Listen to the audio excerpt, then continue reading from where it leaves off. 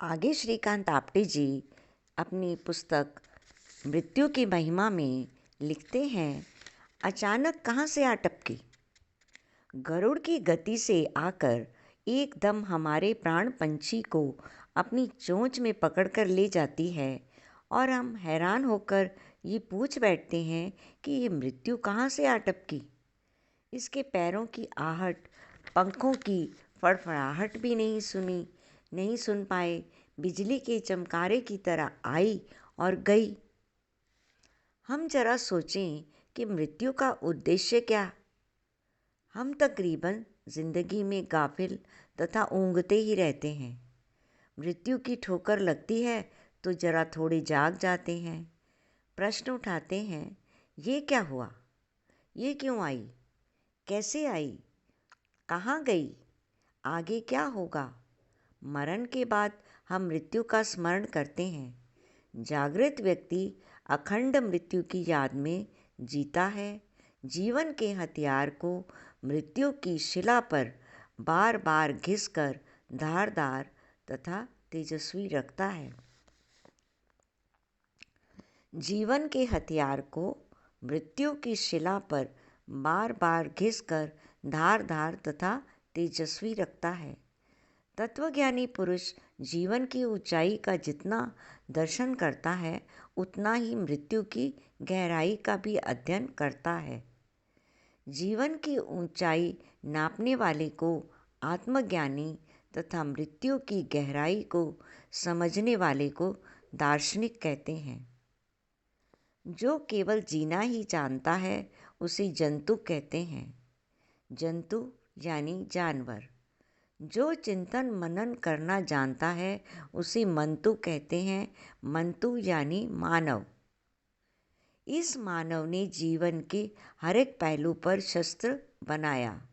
मनुष्य एक शास्त्रीय इस मानव ने जीवन के हर एक पहलू पर शास्त्र बनाया। मनुष्य एक शास्त्रीय प्राणी है। जन्म से पहले का भी शास्त्र यानी गर्भावस्था का शास्त्र, इसका जन्म से पहले का भी शास्त्र है। जीवन का भी शास्त्र है, मरण का भी शास्त्र है, मरण के बाद का भी शास्त्र है। थोड़े में मनुष्य एक शास्त्रीय प्राणी है। श्वास लेने का शास्त्र प्राणायाम, बैठने उठने का शास्त्र योगासन, गाने का शास्त्र सामवेद, खाने का पाक शास्त्र, आरोग्य का शास्त्र आयुर्वेद, ज्ञान का शास्त्र, भक्ति का शास्त्र, कर्म का शास्त्र, जीने का शास्त्र और मरने का भी शास्त्र। मरण का उद्देश्य क्या है? मरण ऊँघते हुए जीवन को जगाने वाला झटका है। हिंदी में जिसे शोक कहते हैं, अंग्रेजी में जिसे शॉक कहते हैं, दोनों का अर्थ है झटका। हमारे आदरणीय पूर्वजों में एक युवक था। उसमें मरण के रहस्य को जानने की तीव्र उत्कंठा थी। उसने देवों से पूछा, मरण क्या है? मानवों से पूछा, मरण क्या है? दानवों से पूछा, मरण क्या है? सब ने कुछ न कुछ तो कहा, परंतु उस युवक का पूरा समाधान नहीं हुआ। युवक का संकल्प दृढ़ था। वह आखिर में मरण के ही घर पर गया।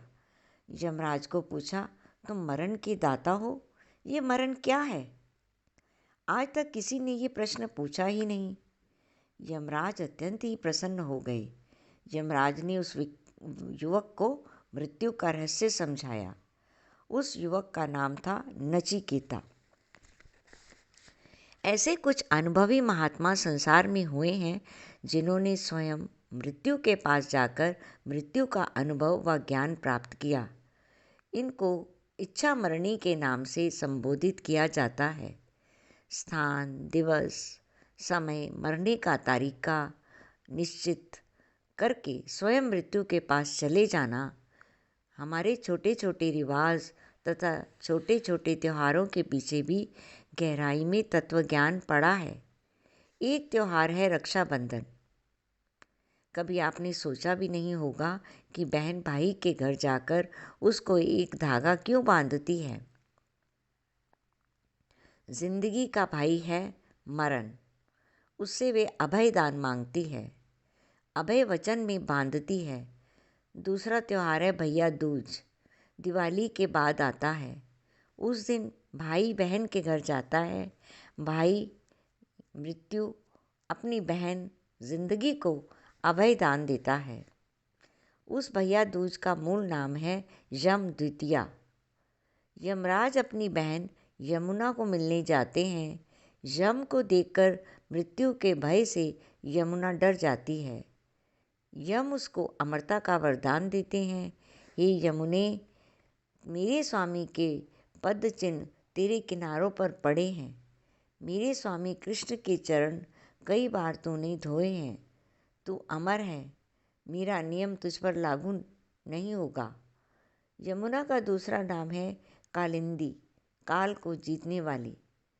यमुना अर्थात यम ने उसको मारा नहीं।